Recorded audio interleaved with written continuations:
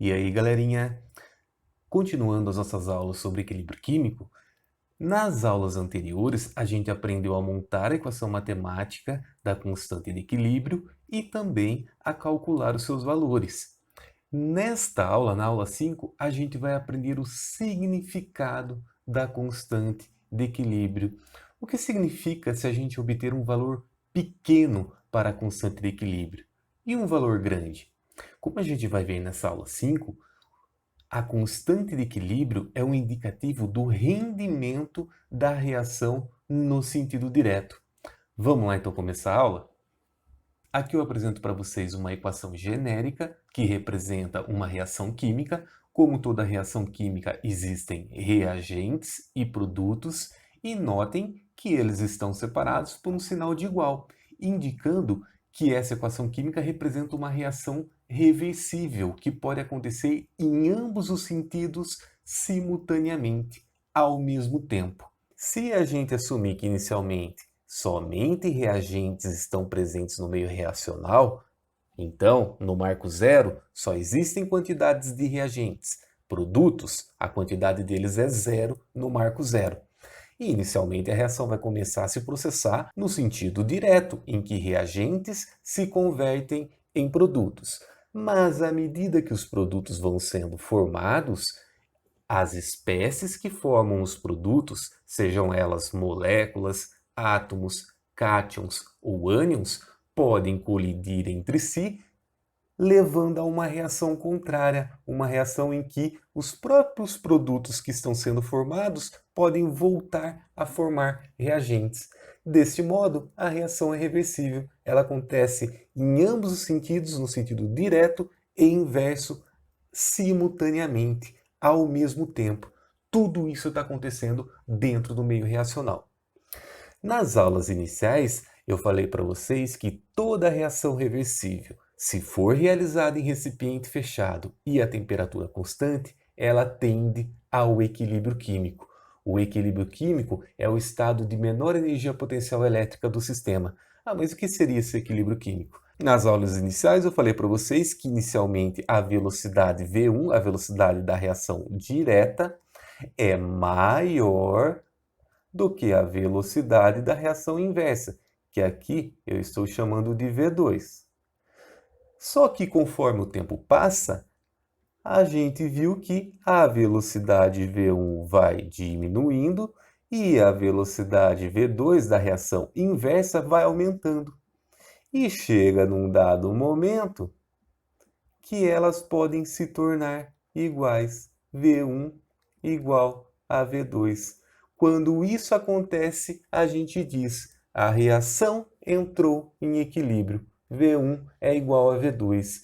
E, mais uma vez, dando ênfase, isso só acontece se o recipiente for fechado, não pode ter escape de reagentes e produtos para fora do recipiente, para o ambiente, e também se a temperatura for constante.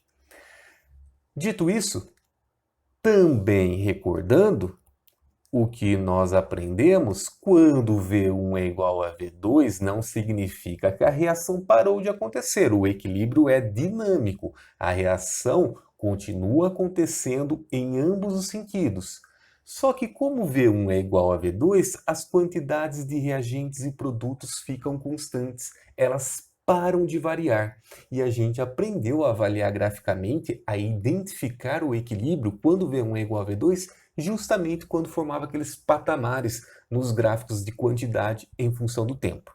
Vamos lá então para a parte principal dessa aula? Para ajudar a gente a compreender o significado da constante de equilíbrio, eu coloquei aqui para vocês um esqueminha que eu tirei do livro da Marta Reis, um livro do ensino médio de Química.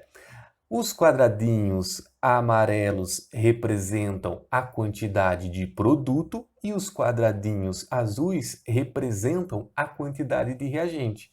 E já fica bem claro para a gente, nessa situação hipotética, existem bem mais reagentes do que produtos. E, importantíssimo, essas quantidades aqui que estão sendo ilustradas por meio desses quadradinhos não foram medidas por meio do instrumento a qualquer instante. Elas foram medidas exatamente a partir do instante em que V1 e V2 tornaram-se iguais. Ou seja, Um químico foi, identificou que a reação química estava em equilíbrio e fez medidas das quantidades das espécies reagentes e produtos no equilíbrio.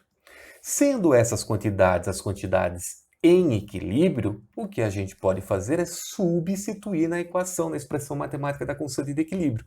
Aqui eu estou representando a constante de equilíbrio em função das concentrações em mol por litro, mas a gente também poderia utilizar a constante de equilíbrio em função das pressões parciais. Vamos substituir então de maneira ilustrativa? Vamos ver o que vai acontecer então se a gente substituir esses valores? Como a gente pode ver, a quantidade, a concentração de produtos é pequena no equilíbrio químico. Então a gente vai ficar com um valor pequeno no numerador.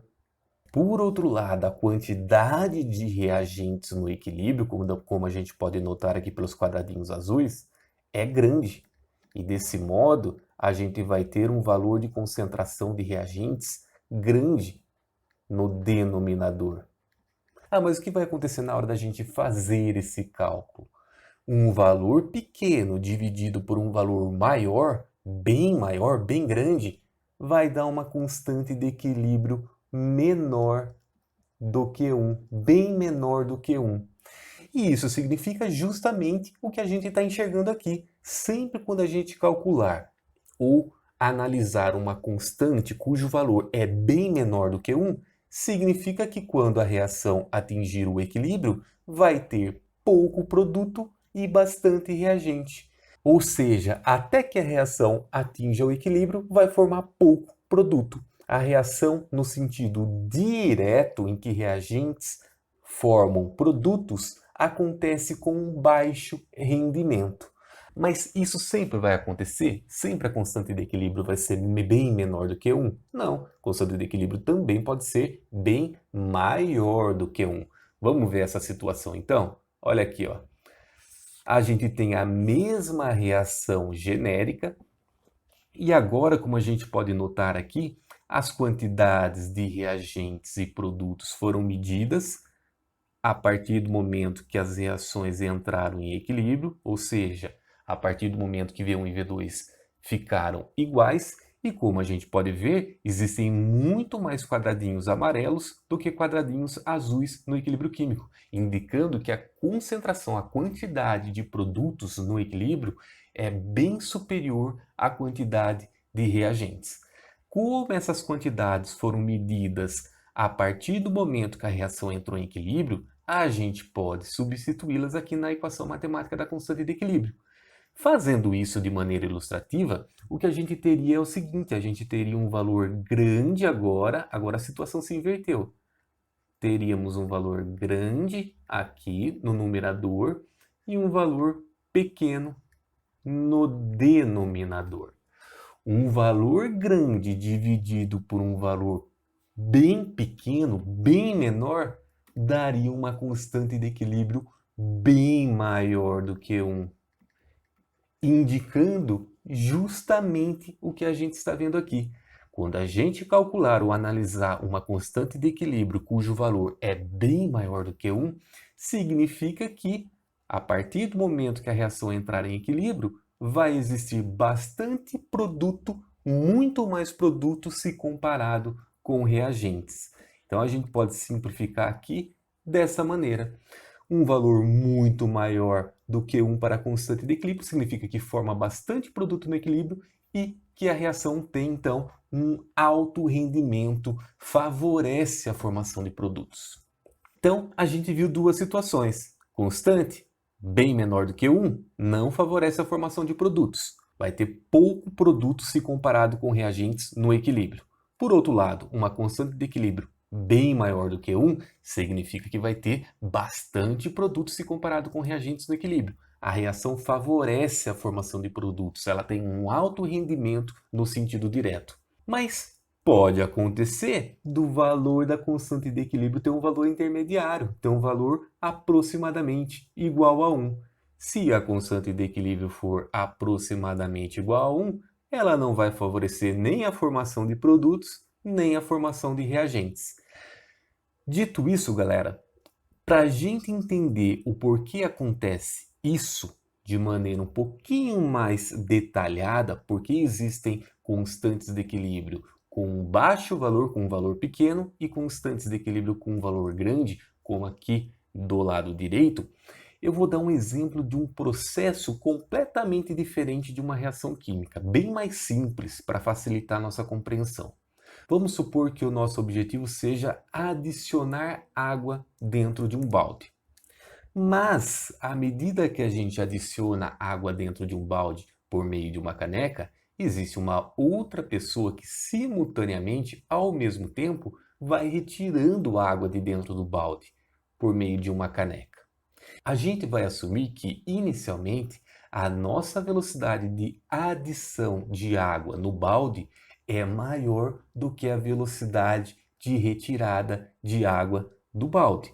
Assim, embora exista uma pessoa retirando a água do balde à medida que a gente coloca, como a nossa velocidade de adição é maior do que a velocidade de retirada, a água dentro do balde vai aumentando a quantidade de água no balde, dentro do balde. Só que agora vamos pensar o seguinte: vamos imaginar que a nossa velocidade de adição vai diminuindo, mas a velocidade de retirada vai aumentando. Conforme a nossa velocidade vai diminuindo e a velocidade vai aumentando, vamos supor que elas se tornem iguais, permaneçam indefinidamente iguais. A velocidade de adição é igual à velocidade de retirada de água. A partir desse momento, se uma caneca de água é adicionada no balde, uma caneca no mesmo instante é retirada, já que a velocidade de adição é igual à velocidade de retirada. Assim, a partir do momento que as velocidades tornaram-se iguais, a quantidade de água vai permanecer a mesma, vai ficar constante, vai parar de variar ali dentro do balde. Embora as duas pessoas continuem adicionando e retirando água simultaneamente, ao mesmo tempo. A gente pode pensar o seguinte: em que situação vai existir bastante água dentro do balde? Pensem comigo, se a velocidade de adição e retirada tornarem-se iguais muito rapidamente, num curto espaço de tempo, não mal vai dar tempo de aumentar a quantidade de água no balde, as velocidades vão se tornar iguais e essa quantidade não mais vai aumentar, vai ficar constante. E é isso, algo similar a essa situação está acontecendo aqui do lado esquerdo.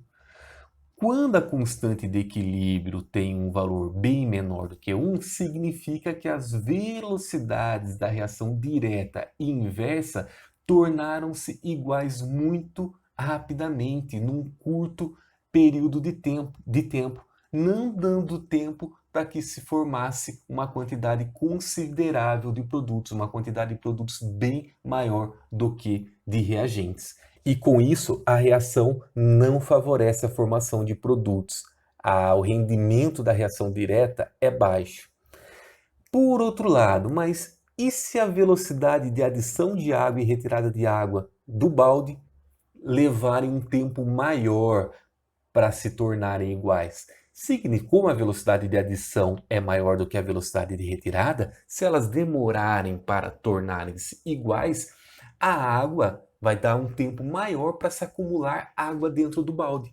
Assim, vai aumentar o rendimento desse nosso objetivo. Se o nosso objetivo era adicionar água dentro do balde, se demorar para as velocidades tornarem-se iguais, é mais interessante, porque vai dar tempo de adicionar mais água dentro do balde antes que as velocidades fiquem iguais e essa quantidade pare de variar. Uma situação similar a essa é o que está acontecendo aqui. Quando a velocidade da reação direta e inversa levam um tempo maior para tornarem-se iguais, aí a quantidade de produtos vai aumentar bastante em relação à quantidade de reagentes. E a gente diz que a reação favorece a formação de produtos. E a gente consegue enxergar isso por meio de uma constante de equilíbrio bem maior do que 1. Dito isso, vamos sintetizar então.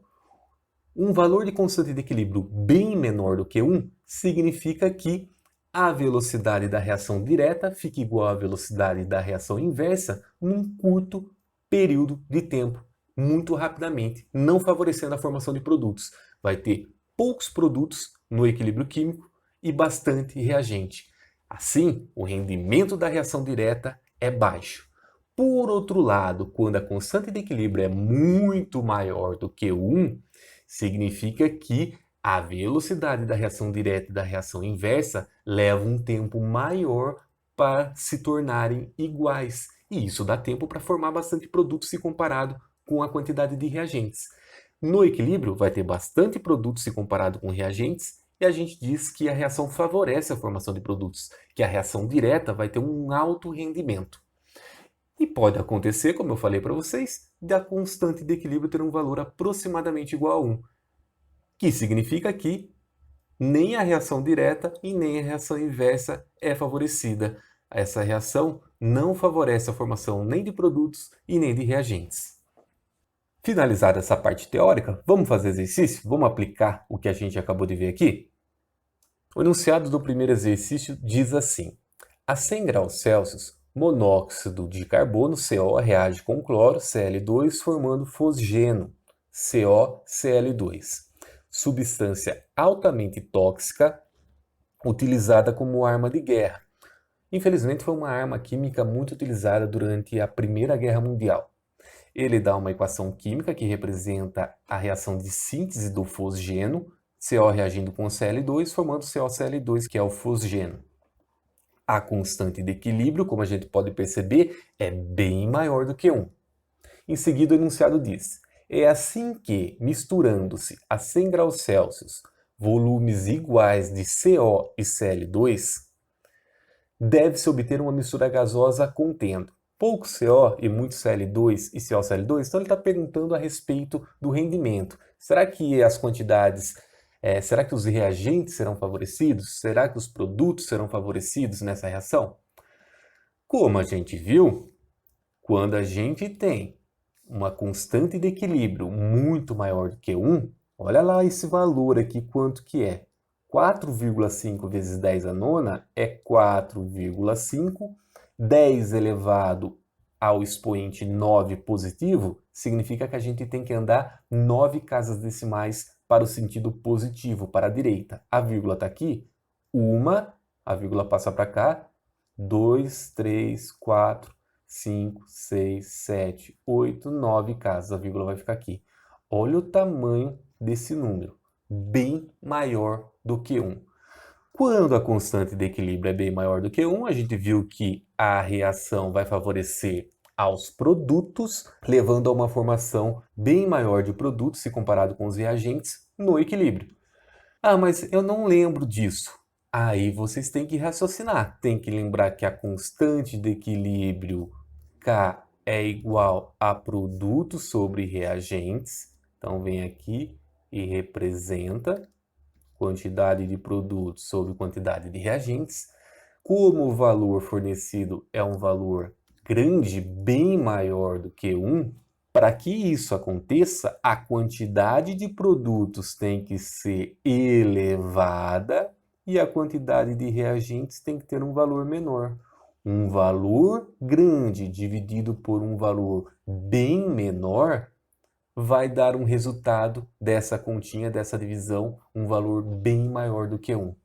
Então, olha lá, ó, significa que quando a reação entrar em equilíbrio, se a gente for analisar as quantidades presentes, vai ter muito CoCl2 e pouco, fazer até numa coloração diferente, pouco, olha aqui, pouco reagentes. Os reagentes são CO e Cl2, pouco CO e Cl2. Vamos ver então o que diz as alternativas? Atingido o equilíbrio vai ter pouco CO e muito Cl2? Não, vai ter muito CO, Cl2 apenas. Pouco Cl2 e muito CO e CoCl2? Incorreto também. Pouco CoCl2? Não, vai ter muito CoCl2. Letra D. Praticamente somente CoCl2.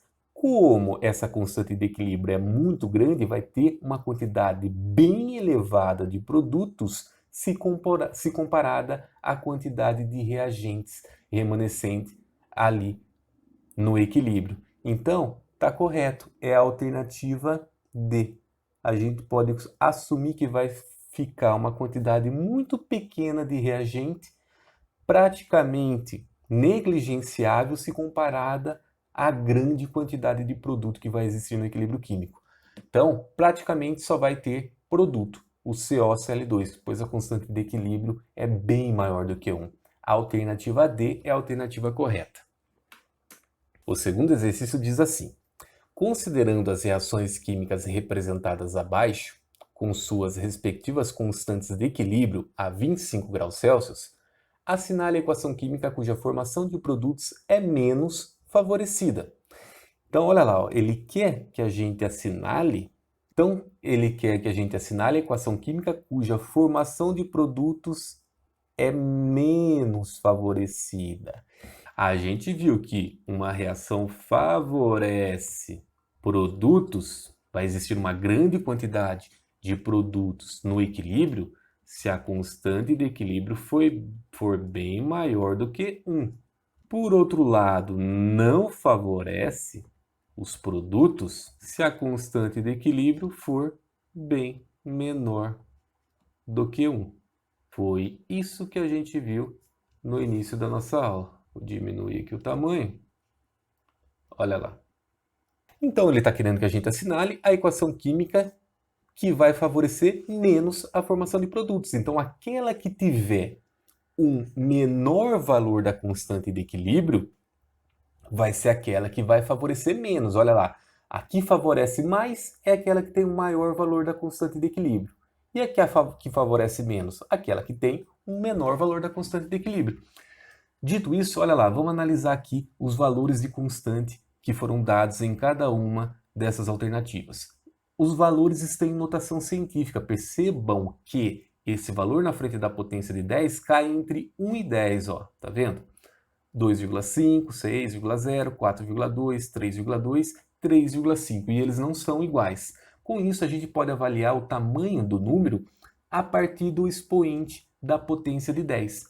Quanto menor for o expoente, menor vai ser o valor. Aqui é 29, aqui é 34, aqui é 52, então por enquanto esse número é o menor dos três. Aqui é 81, então 2,5 vezes 10 é 29 é o menor número de todos eles. Só que aqui na última alternativa, a gente tem 3,5 vezes 10 à oitava. 10 à oitava, 8 é menor do que 29. Com isso, essa constante de equilíbrio é a que tem o menor valor. Por isso, essa equação química representa um processo que vai favorecer menos a formação de produtos, pois é a que apresenta a menor constante de equilíbrio. Letra E é a alternativa correta. Bom, galerinha, basicamente era isso que eu tinha que falar para vocês. Dúvidas, como sempre, vocês podem me procurar. A gente tem os nossos horários de atendimento. Bons estudos, um abraço a todos e até a nossa próxima aula.